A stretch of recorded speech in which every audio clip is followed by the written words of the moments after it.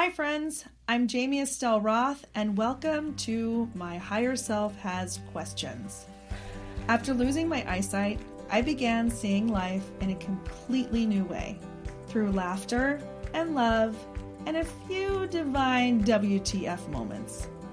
On My Higher Self Has Questions, we talk about how enlightenment meets real life.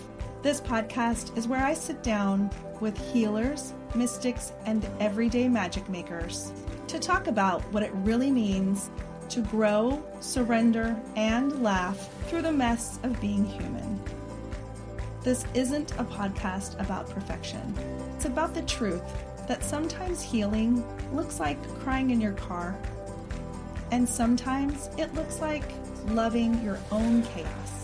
If your soul is on a healing journey, or you just need a reminder that you're not alone, you are in the right place. Let's get curious.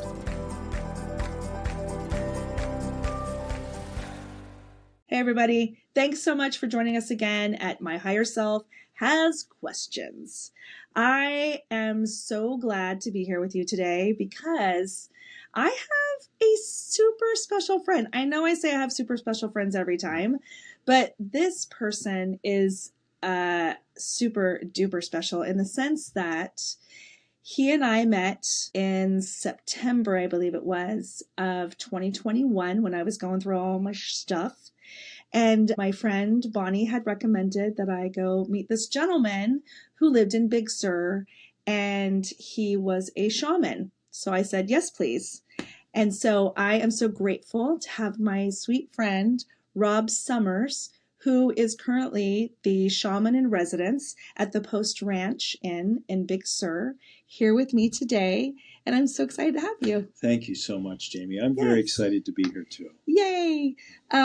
Okay, so I'm just going to start from the beginning. Sure. When we met almost 5 years ago. Wow, it's been that long. It's been that long, buddy. It's been that long. It feels like yesterday. Yeah, it does. And we were, as I mentioned in the intro, Bonnie introduced us. Mm-hmm. Shout out to Bonnie. And I went to your home in Big Sur, where you were offered to meet me there. I didn't have to go to the Post Ranch, yes, even though the Post Ranch is gorgeous. And I was looking for someone to heal me. Yes. And as we know now, there's more to it than just that. Yes, and it was also, remember, in the middle of COVID. It was, yes. It was 2021, yes. So we went outside and did our whole thing, and yes, I wrote about it in the book, and you were so sweet to be okay with me writing about you in my book. But I have been fascinated by you and just all that you do. I mean, I mentioned earlier when we were just chatting how when I got there, my husband just dropped me off. It was like, bye. You're very brave. Thank you. Thank you. Well, you made it easy, right? I did not, as I mentioned before, I had and have since really just met with female practitioners of the healing arts, right? And you are the one and only male that I felt comfortable with because of so many things. Right. One of them being that you embody the philosophy of the divine feminine. Yes. Am I correct in that? That is correct. Okay. And I was in such a masculine energy vibe or intention or life that it was obvious I needed to meet with you. Yes. A man who is living the divine feminine energy, yes, which seems so oxymoronic, but it's not. Because, and I would love for you to explain kind of what the difference is between, and then we'll go back to kind of where you come from and your origin story. Sure. But I think it's important to mention that because I think that the feminine energy, the divine feminine, is such a huge part of who you are. Yes. Am I correct in that? Absolutely. Okay. So if you can explain to me kind of the difference between the masculine energy and the feminine energy. Sure. And what the importance of each one is. Sure. And all of this is through the lens of the Incan cosmology. Okay. So that's very important. I'm going to ask about that later. Sure. Okay. Cool. And also, I think it's important that how I'm trying to walk in the world is a balance between the masculine and feminine energy. So what you're feeling is, hopefully, is a balanced masculine, feminine energy, not just a feminine. So in the Incan cosmology, first of all, those energies, masculine and feminine, they are beyond any human story. That's very important to understand. What does that mean? It's not a gender thing. It is not gender. It's energy. It's elemental, like gravity. Okay. So in other words, in their cosmology, there was a oneness called Iliateksi Viracocha. And once things came down from spirit, the unmanifested world, Iliateksi, it broke into dualities. Okay, so day, night, dark, light, male, female, above and below. You couldn't know one thing without knowing its opposite. And these, as I said, are elemental, so like gravity. So it would be like me climbing a mountain and making up the story that if I flap my arms hard enough, I could fly. Yeah. When I would really just drop to my death. Yeah. I want to chat about your origin story. I want to hear, well, first of all, you wrote a book. Yes. And it's coming. Yes. And I'm super excited. I got a little sneak peek. And so I read some of your story that I was fascinated by. I mean, and thankfully I have an app that helps me read it. Yes. It's on ebook. Yes. I want your story to be a movie, first of all, because it's got such great arc and wisdom. But if you can share with me and everybody else kind of your origin story and know how you came to be a shaman. Okay. So I grew up in a small town in Vermont. Okay. Right. And my father was a musician. So he taught me how to play, he taught me chords on a guitar as soon as my hands were big enough to form them. And I had these dreams of becoming a rock star. Okay, like a lot of young boys. Yes, because not to negate it, but just not at that's all. Fantastic. Not at all, but it's during high school when I first started playing in bands and stuff, it was one of the best ways to get girls. And I was going to ask. Yes, and when you're in high school, that's all that's on your mind is girls, right? Yes. Yes. And so I followed that path. And I was actually a group of guys that we began playing in high school. And then we went our separate ways, but a group of them formed a band in Boulder, Colorado later called The Samples. Okay. And they actually had a record contract and national attention. I mean, wow. They were on The Tonight Show. Really? Yes. Oh, yes. Okay. I'm going to have to YouTube that. Yes. So I wasn't in the band at that time. Okay. So they asked me to, and I moved to Boulder and I started my own band. But they asked me to tour manage them when their tour manager left. Yeah. Okay. Right? Yeah. And I did that, I think, for about a year. But then the rhythm guitar player left the band, and I moved in to that position. So I was now in the band. Yes. And so we toured the country a month on and a month off. And I was, at the time, living with my wife, who's my wife now, but she wasn't then. And I was living in Hawaii. And we would go a month on and a month off. Wow. And I was in that really hyper masculine, right? Yes. Role of rock star. I mean, there's nothing more hyper masculine than being a rock star. Trust me, in the 90s. Oh, okay. That's what I was going to ask. Yes. So you were post college, and right? Is that correct? And then living in Colorado when you connected with all that. Okay. Yes. Got it. So that went on, and we were playing, venues to hundreds, sometimes thousands of people all over the country. Okay. And that's fascinating, by the way. It was very interesting being around that many creative people. Was it what your 10-year-old self thought it would be when you wanted to be a rock star? So it was, let me see. No, it was a bit different. I mean, it was amazingly wonderful, but it also had its real challenges. I remember many times we would play a show, and then we'd have to get on the bus and sleep until the next day. We would wake up 500 miles away. So crazy. And we'd get off the bus and we'd go looking for a place to eat. a diner. So the band would wander around and we'd find a place. And believe it or not, most of the college towns in the cities became kind of like hometowns because we were constantly touring the same venues. So we knew all the best restaurants and all that stuff. But anyways, we would get off the bus, totally half asleep looking for a place. And we'd sit down in a diner. And of course, there'd be women, and we would try to talk to them, but they wouldn't give us the time of day. Oh my God. So that night we would get up on the stage, and those women that wouldn't give us the time of day would suddenly be throwing their undergarments at us. Oh my gosh. On the stage, and we hadn't changed our clothes or shaved or anything, but suddenly we became redressed. Wow. By their cultural fantasy of what a rock star was. We hadn't changed at all. That's super masculine. It was very confusing.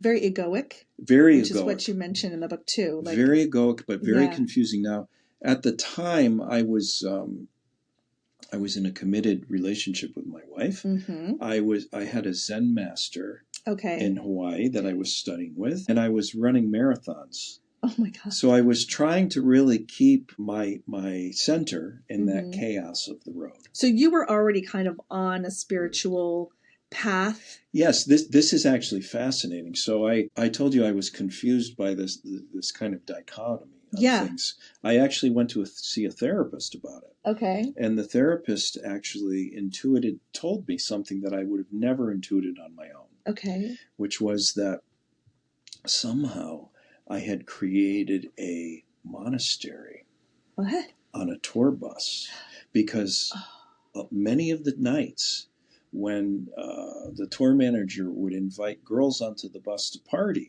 I would dive into my bunk to avoid temptation, and I would be reading all of these spiritual texts. Oh my gosh. That happened for 7 years, and I really don't think that I would be where I am now had I not had that time rolling down the road, studying those texts. Were you always studying Zen?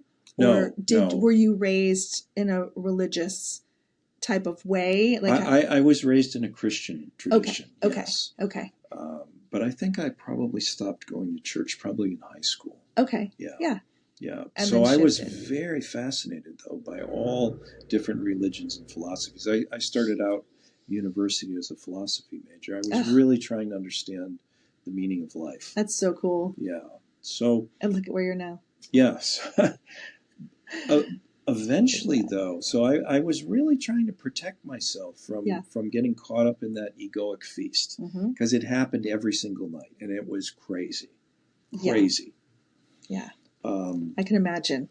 Yeah. How it must have just taken over a little bit here and there. So this is fascinating. I really thought that I had protected myself and that I was not attached to that identity. And then after 7 years, that incarnation of the band broke up. Okay. So that's hard. Yes, but I thought, I'll be fine. I have a wonderful life with Amy in Hawaii. Yeah. There'll be no problem. Yeah. But I had absolutely fooled myself when I lost that identification as rock star. I had no idea who I was. Oh my God. So I fell into a very deep suicidal depression. Wow. Yes. Okay. And that's hard to get out of, when I can only imagine how do you talk to yourself after that? How do you get yourself out of that? What was the shift for you? So I guess. So depression is very hard to understand unless you've experienced it. You're like in this bottomless pit where there is no hope of coming out. That's what it feels like. Yep. I mean, it's the most life-deadening thing. So I had lost about 60 pounds. Okay. And my wife made me go see a psychiatrist, and the psychiatrist was trying things with medication and therapy, but nothing was reaching me. Okay. And the psychiatrist said, well, this weight loss. It's probably because you're depressed, but you should go see an MD. Okay. So I made the appointment and I went to the MD, and he took one look at me and he said, lay down, and he began to tap my organs. Mm-hmm. And I'm like, what are you doing? He says, I'm tapping you to hear the percussiveness of your organs. And he didn't like what he heard. No. So he took me by the arm and he marched me over to the emergency room, which was right next door. Okay. And he ordered all of these tests. Okay. And I was kind of in this this very depressed state. It was almost dreamlike. Yeah. And he called my wife and my parents who were visiting. They came up, and we were all having like kind of nervous chit chat around the bed. Yeah. We had to wait about 2 hours, and then the 3 doctors came back, and they were kind of hemming and hawing. Mm-hmm. And I was like, okay, just give it to me straight. What's happening to me? Yeah. And one of them stood up and said, you have stage 4 cancer in 5 organs of your body. Best case scenario is you have about 6 months to live. So, first of all, I mean, a shocker, right? Yes. For anyone. We all have a conceptual understanding that we're going to die. Yeah. But when you get a diagnosis like that and you can feel it in the cells of your body, it's a very different thing. So what was the first thing that came to your mind when you heard those words? The first thing that happened when they said that, was, no, I'm going to spend more time with Amy. Okay. Did you verbalize it? No. This was a conversation I was having with Spirit. I said, no, I'm going to spend more time with Amy. Mm-hmm. And then the next thing that happened is a very strong voice came. And that voice is the voice that we all feel in our bellies. Mm-hmm. It's that voice of conscience, that one that tells us right from wrong. Mm-hmm. But it's usually soft. But it was not soft. It came very loud, and it said, you can do that. You will live. It'll be very difficult. If you follow my voice, you will live. Mm-hmm. But your life doesn't belong to you anymore. It belongs to me. Mm. You are going to have a life of service. And I said, deal. No questions. No questions. Yeah. Amy was the carrot. If Amy was not there, I might have chosen to die. Yeah. Because what was happening, I was being offered a choice. Mm. You can keep your egoic self Mm-hmm. intact and die physically. Yeah. Or you can die to that egoic self and live a life of spirit. That was the choice. Wow. So then the third thing that happened after I said deal was that suicidal depression lifted. Just instantly. Gone, totally gone. Wow. And then one of the doctors came back to the bed and he said, if you want your best case chance scenario, you have to go to MD Anderson in Houston, Texas. Oh my gosh. And the other 2 doctors said, no, he can't get on a plane. His organs are too compromised. Oh my gosh. But the voice said yes. And Amy called MD Anderson and made the arrangements. And since that time, that voice has been front and center. It tells me everything. It tells me what shirt to wear. Everything. I've heard that your conscious brain, your ego tells you, brush your teeth, get dressed, blah, blah, blah, blah, right? The spirit, the consciousness helps guide you. Is that correct? Am I correct in that, or am I making stuff up? Let me explain it through the lens of the Incan cosmology. Would that be helpful? Yes, please. Okay, so according to the Incans, when we incarnate, we are given 3 centers from which to perceive reality. Okay. The first center we're given is the head center. The head center is the home of the masculine energy. Yes. It's doing, logos, logic, reason. Okay. It's the center of navigation. Okay. It's also the center of fear. It's always looking at the world as half empty in order to survive, basically. Does that make sense? 100%. Yes, there's nothing wrong with it. That's what it's made to do. Okay. It's the center of navigation. The second center we're given is this center, the heart center. Yes. Eros. This is the feminine center. The feminine center is there to connect to all the things of the world, each other, nature. This is the center of connection. Okay. Okay? This center, the heart center, is just as powerful as the head center. But the head center doesn't want to let you down there because it can also be unpredictable. So the head center uses fear to take your life force hostage by saying, oh, don't listen to that crazy heart because I'm the one that will keep you safe. Yeah. So it keeps us from going there, even though this is just as powerful. Yep. The third center we're given is the belly center. The belly center was given to us to connect to the all that is. However you see that, God, spirit, nature, the thing that is larger than us. This center is just as powerful as the other two, centered the connection to everything else. But as us in Western society, this is the least loudest. So in other words, in Western society, the masculine center, the head center, this is primary. The heart center is secondary, and that belly. So navigation is primary, fear. The heart center connection to each other and nature is secondary. And connection to the all that is, spirit, is a very distant tertiary. So the all that is was what was so all that is leading you. So yes, but this is what's fascinating. The Incans believed that we were engineered, literally engineered, that we have this upside down. The center of connection to the all that is should be primary. Yes. The center of connection to everything else, to each other and nature, should be secondary. And this head center is just there to take orders from the other two. Fascinating. Isn't that interesting? Love that way of thinking. Yes. So how is your Shakespeare? Not so great, but I'm going to pretend like it is. Okay, great. So you'll know this though. Okay. There's a scene in Hamlet where he's holding Yorick's skull. Yes. You remember that? Yes, I do. You have to have a conversation with your head center like this. Picture me holding my head center. Yeah. Listen, you're amazing. You're incredible. I could have never gotten here where I am without you. I'd probably be dead.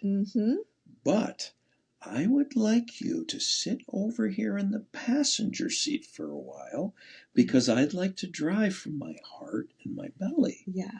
Don't worry, I'll call on you when I need you because nobody's a better navigator than you. Yeah. But I would like to drive. I love that way of saying it. So you go to MD Anderson. Yes. You get the treatment that you need.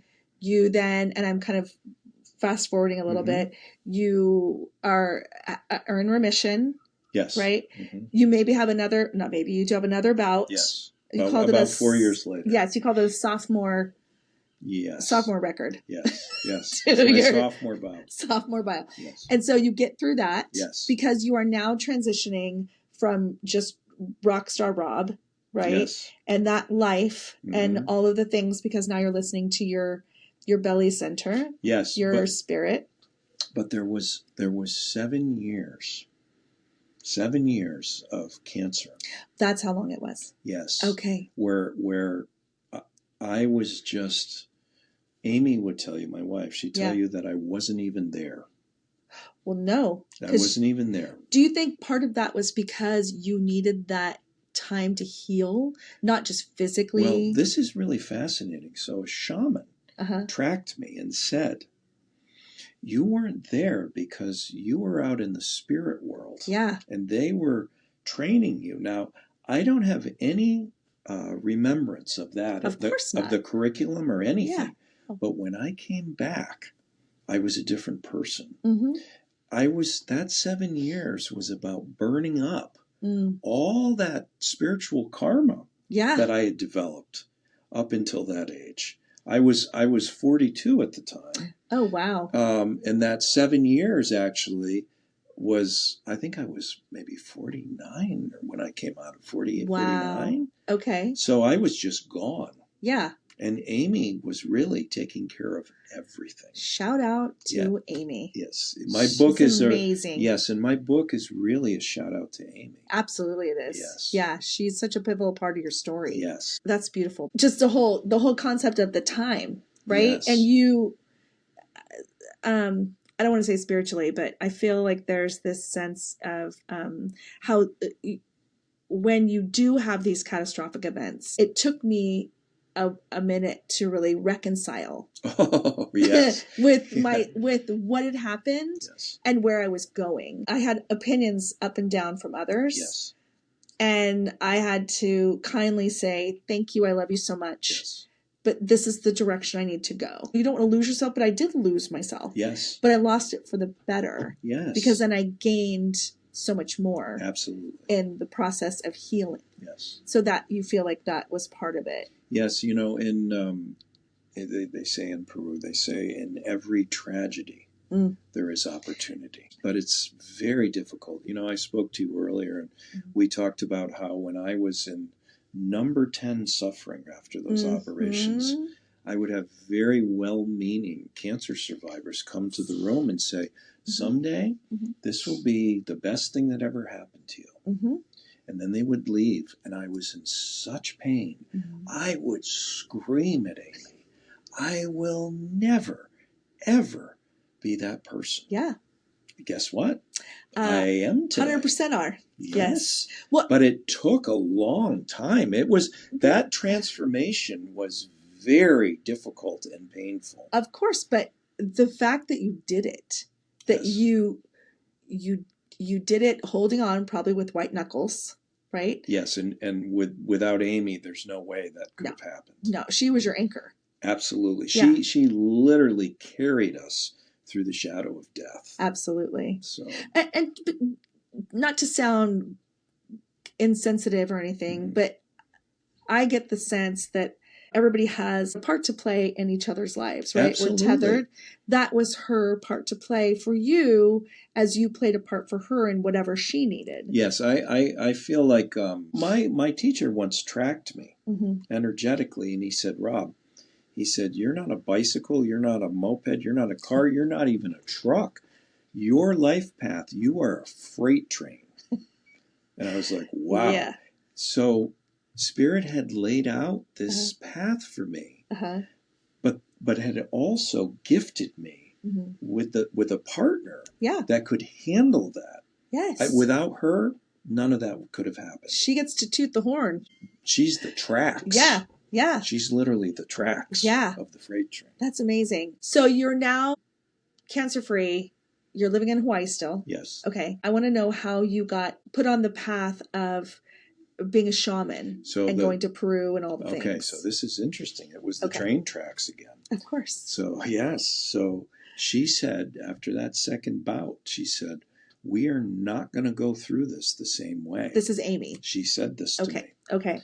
And there's a little bit of a backstory because I was originally introduced to shamanism when I was 18, and my best friend was run over and killed by a drunk driver. Yes, that part of your story broke my heart, but it was also really beautiful. Yes, so I was introduced to that then, and then I went on to play Rockstar. So I just to make the rest of it make sense. So Amy said to me, "We are not going to go through this like this again. You're going to go to shaman school."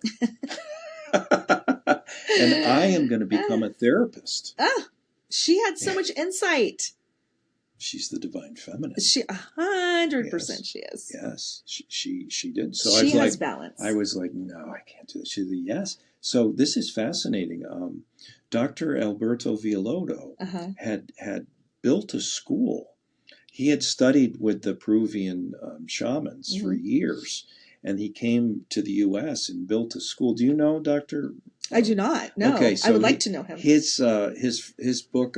He wrote many books. Okay. But the book that I really liked is called Shaman, Healer, Sage. And when I was going through cancer, a friend of mine gave me that book. Of course they did. Yes, and so once I read that book, I'm like, oh, I talked to Amy about it, and he built a school called the School of the Four Winds. Okay. Okay, that was in Joshua Tree and Park City, Beautiful. Both. Okay. And Amy had heard about that school because I was excited about it. She's like, you are going to go to shaman school and I'm going to be a therapist. And there was no, no, I'm not. Yeah. You're going. Yeah. Get out. Go do it. So I did. I went in, I think it was 2011. Okay. This school was a 2-year program. Mm-hmm. So it was like an advanced degree. Yeah. Like a master's, basically. And so I did. I went and I studied for those 2 years. Uh-huh. And then after that, the Four Winds brought me to the Amazon, mm-hmm. where we studied with some 3 ayahuasqueros. Oh, yes. Yes. Yeah. And so that was very interesting. That is, I know. There's a lot to unpack there, but I want people to read your story. Yeah. It's fascinating how they interacted with you guys without even interacting with you. Yes. In spirit form. Yes, that's right. I'm not even going to give anything away. You got to read the book. And so at this point, remember, at this point, I was fully surrendered to spirit. Okay. Because that voice was alive and loud in me. Mm-hmm. And I really felt that if I didn't listen to that voice, cancer would return. Mm. So there's a little fear there too? Tremendous fear. Okay. Tremendous fear. Yep. And so when the voice told me something, I did it. Yeah. Right? There was no not doing it. Yeah. I say jump, you jump. Yes. Okay. Got it. Yes. And so it led me to the Four Winds, and then it led me to my teacher, my Peruvian teacher, Jose mm-hmm. Luis Herrera, after that. And I am still with him.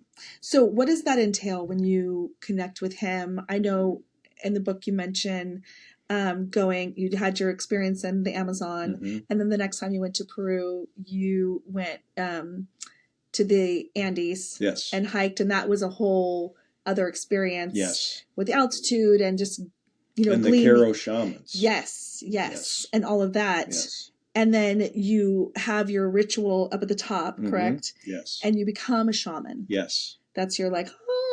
You're a shaman. You actually become part of that lineage. Okay. Of shamans that extend, back time immemorial. I mean, there's this long lineage. Once you go through those mm-hmm. rites of passage and initiations, mm-hmm. you are connected to that medicine lineage. So you're no longer alone. Awesome. Right? Mm-hmm. So this is really important. Yeah. Shamans, I have no personal power. Okay. So the only powers that I have are being able to open the door mm-hmm. between heaven and earth. Ooh. For the client to dance with, right? Okay. So all of those rites of passage mm-hmm. and initiations on high glacial mountains, we're talking all of them are over 14,000 feet. Yeah. And you're getting in ice water and you're doing all this crazy stuff. Oh my God. Those are only so that I can open the door. Okay. Between the powers of spirit and nature. So basically, I'm just a glorified door opener. Yeah, I was going to say, what does a shaman do? For someone? I mean, I know what my experience with you was. Well, tell me, what was it? Well, just that I went there, as I mentioned before, and my husband drops me off in the middle of Big Sur, where I see you. Mm-hmm. And we go down to your COVID office, yes. as you called it, mm-hmm. which is literally just a bunch of redwood trees that were gorgeous, right. and a fallen redwood tree and a pad on it for me to lay on. Mm-hmm. And you had asked me to sit between 2 redwood trees and put my hands on it. Yes. And my masculine brain Yeah. went, this is weird and what am I doing here? Yes. But my spirit was like, yes, Yeah. bitch, yes, this is amazing. Yes. And I was able to, I had some twitching and all that stuff that you noticed. Yeah.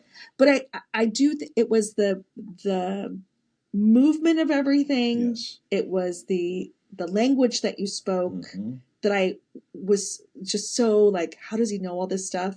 Obviously I know now. But it resonated with me in my heart, which I don't think I shared with you. I got like a shock of like, this is where you need to be. Yes. This is how it begins. Yes. And just be. So that wasn't me. Of course not. I was opening up a portal for you. Yeah. So that you could dance directly with spirit in the land. When you put your hands on those trees, those ancient ones, those roots go very deep into Mother Earth. Yeah. And she was grounding you, and what you were feeling was who you really are. Because you're her child. Every atom in your body comes from her. Right. Everything. Yeah. And you were basically connecting with your true mother. Yeah. And you were feeling that. Oh, that gets me all verklempt. It's so funny because it's so beautiful. Yes, you know, I've had many people come down there and do that same thing. And when they put their arms on those trees, they literally burst into tears. I need to come back to come see you there. Yes, you're always welcome. Thank you. Because I feel like I was not in my body completely and I was fighting all of it. But yearning for it at the same time. With all of the training that you did and all that stuff. In my mind, before meeting you and knowing what I know now, I thought of a shaman, and I hope I'm not offending anyone, as someone of Native upbringing. Yes. How does Rob Summers, who is a, white guy, 6-something, right, become a shaman, and how do people perceive that? So let's talk about this. This is really important. So this is basically addressing the elephant in the room, which is cultural appropriation. Okay. Yes. So would you like the longer explanation or the shorter one? Whichever one you're comfortable with. So in 1532. Okay. Long version? Francis Pizarro okay. came and conquered the Incans. We're talking about 80,000 warriors with less than 200 conquistadors. Okay. Through superior technology, guns, horses, and treachery. Okay. Okay. So some of those Incans were never conquered. They went up into the very high Andes and were never found. Okay. Thank God. Yes. And so they were the stuff of legend. So remember, this is 1532. Yeah. And, like people would tell, if you're not, to their children, if you're not good, those Incans are going to come back. They were really the stuff of myth and legend. Oh, wow. And they were the Q'ero people. Okay. So it was either in the late 60s, I think it was. Could have been early 70s. But anyways, those people who were living totally separate, they got a message from Spirit that Pachamama was crying. Mother Earth was crying. Her human children had lost connection with her. There was all this environmental damage happening. And they totally lost connection with her. Yeah.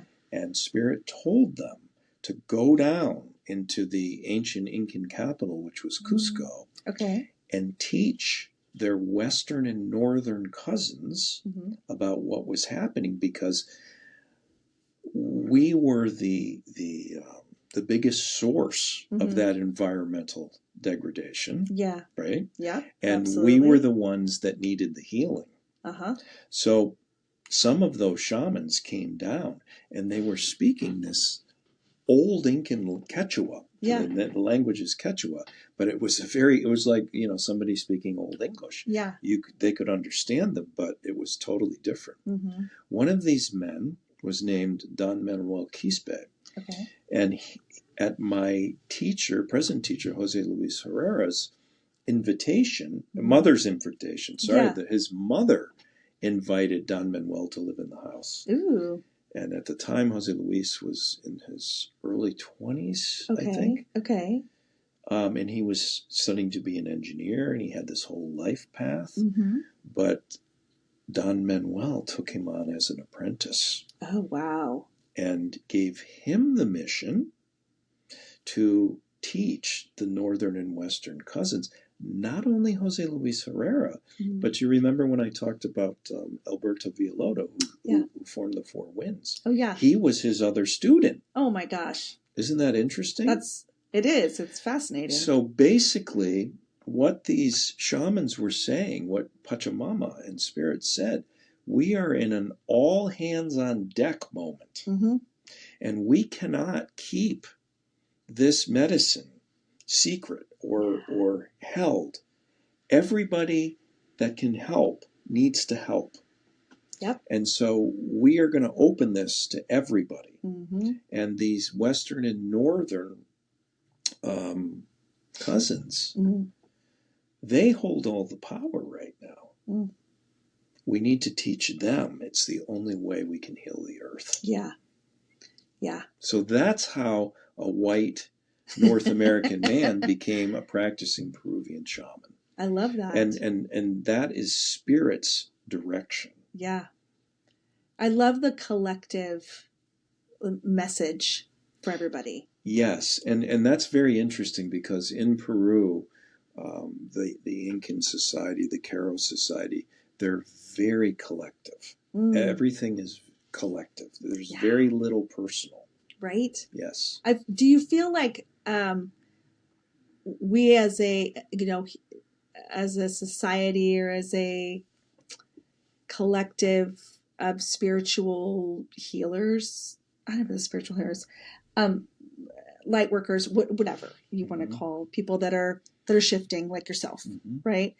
That they are helping others around the world tap into the collective to help shift. Well, that's my whole mission. Okay. And probably yours. Perfect. Yeah. Because that's probably why you're doing this. It is. So when somebody comes in and asks for a healing from me, the first thing I do is make sure that I leave Rob outside of the door. Oh, yeah, you had mentioned that. Yeah. That's the most important thing because if I leave Rob outside the door, then Spirit can just flow right through me and can be using me as a vehicle to talk to that person, right? Yeah. Or me as a vehicle to heal that person. But it's not Rob that does that. Yeah. If the more that Rob is outside the room, the more powerful the healing. The other wonderful thing is whatever happens, good or bad, is not up to me. I'm not responsible. Right. Right? I'm just the vessel for that to happen. Yeah. And so a successful healing is the person being able to come back into alignment with heaven and earth, love, wholeness, connection to everything, to come back to that perfectly healed state that we are all truly born into. Once that happens, once the soul recognizes that state, anything that's wrong goes click, click, click, click, just like dominoes, back to its factory reset. Yes. Right? And that person is healed. It might take a minute. Right? Yes. I mean, I'm there. The person has to be open to that, right? But I guess what I'm trying to say is our innate wellness is in us all the time. Yeah. We just have to be able to see it again. And so when I leave Rob outside the door and I align with heaven and earth, basically I'm doing my best to be a mirror so that they can see themselves in me because what's happening in me is exactly what's in you. There's no difference. In fact, there's only one of us sitting here right now. Right? Yeah. And if I can move Rob out, then you can see Spirit in you. Yeah. And once somebody experiences that reset to their healed state, I see people physically change. Yeah. It's incredible. I always have a mirror with me. Really? Always. So that they can see it. Because it doesn't matter if I can see it. Yeah. But it matters a lot if they see it. I think you did bring the mirror out when I was there. Which, I don't know if you No, I couldn't felt see it though, right? I did, but I knowing now what I know, like I get it. It's not what you're saying is I don't have to physically see the change in the mirror. No. It's a knowing. Yes. It's an understanding. Yes. It's a feeling. Yes, it's a feeling. That's really important. Yeah, it's a feeling. A feeling. Yeah, it's not in here in your head. No. It's in your belly. It's somatic. Yes, absolutely. It's in the cells of your body. Yes. And I've come to this realization now, 4.5 years later, but it started with you doing what what you did as a shaman to help me start the process of getting out of here. I think it, honestly, in your case, I think it really started when you put your hands on those redwood trees. That's where it began. Yeah. My egoic mind fought that so hard, by the way. Yes. So hard. But you grounded. You grounded. I did. It was pretty amazing. And I will never, ever forget you saying to me, and I actually wrote about it in my book because it was so profound and was a catalyst for a lot of the metaphors in my story.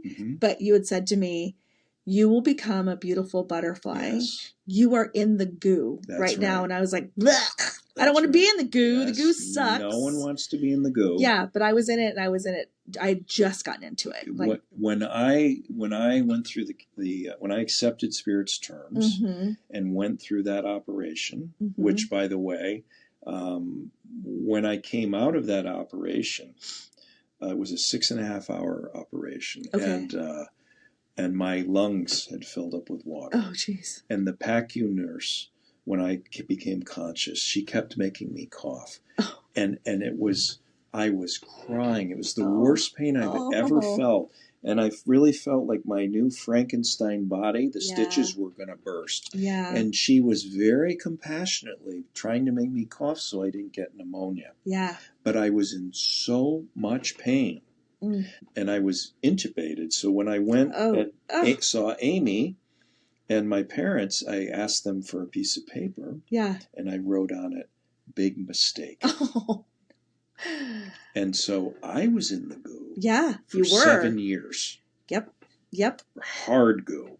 Yeah, thick ass goo. Yes. But look at you now, this beautiful butterfly. Look at you now, this beautiful butterfly. Well, this mirror thing is working. So I know there's so much more to your story, and I want to hear it all, but I also want everybody else to hear it as well. Can you tell me and the others what the name of your book is? The book is called Shemergence. Shemergence. Yes, I know it's a strange title, and I actually made up the word. Oh, hey, actually, there you go. I didn't make it up. Nope. Amy made it up. Oh, she did? Yes. Love. Yes, and Shemergence is a combination of the feminine principle is of emergence. Okay. So that's that feminine principle that blooms. Yes. It's an emergent energy. It's that life bloom. Yep. And obviously the shaman part is shaman. So it was really my journey from actually raising my own divine feminine energy as a microcosm of the macrocosm, because for me, technology will not save us. No. UFOs coming down are not going to save us. The second coming of Christ will not save us. No. The only possibility is that divine feminine energy rising back into balance with the masculine, which doesn't mean pushing the masculine down. No. It's nothing to be afraid of, but to rise back into that complementary balance. That is the one thing that will save us. Yeah. And that's what my book is about. Okay. And it comes out on March 20th, the vernal equinox, and it will be on all platforms. Fantastic. And, great. And we can find you. Do you have a website? Do I have? Yes, BigSurShaman.com. Perfect. And I read you have a YouTube channel. Yes, I that think you've that's begun. BigSurShaman.com too. Fantastic. And we'll have all of this on the show notes. Okay. Where we have the podcast airing. Yes. I love you. I love thank you too. you. This has been amazing. Oh God. Thank you so much for having me. Oh my God, you're so good. Thank you for coming. And I laugh at myself often, just for the record. Me too. But that's a good thing. Internally, first of all, you had mentioned earlier how you're like, oh, things happen and look where you're at now. And you never thought you'd be a shaman. Mm-hmm. That's right. I never thought I would be a podcaster and have written a best-selling book, whatever, all of that stuff. But we're both exactly where we're supposed to be. Yes, that's right. And that's flipping beautiful. Yes. To be in that space. And I giggle at myself because I couldn't have said that 3 months ago. Isn't that great? Yeah, it's so rad to know that. So thank you. You're so Thank welcome. you for coming today. Thank you for the conversation. Yes. I'm so grateful. Please give Amy a big hug from me. I will for sure. And I want you back at some point, and I'm going to come visit you. Okay, that sounds great. And feel Pachamama and all the trees and all the love. Yes. Okay. So thanks, everybody. I'm so glad you were here, and hope to see you next time. Follow us on Facebook at My Higher Self Has Questions and all the other fun social media things we're on. But thank you so much. Take care.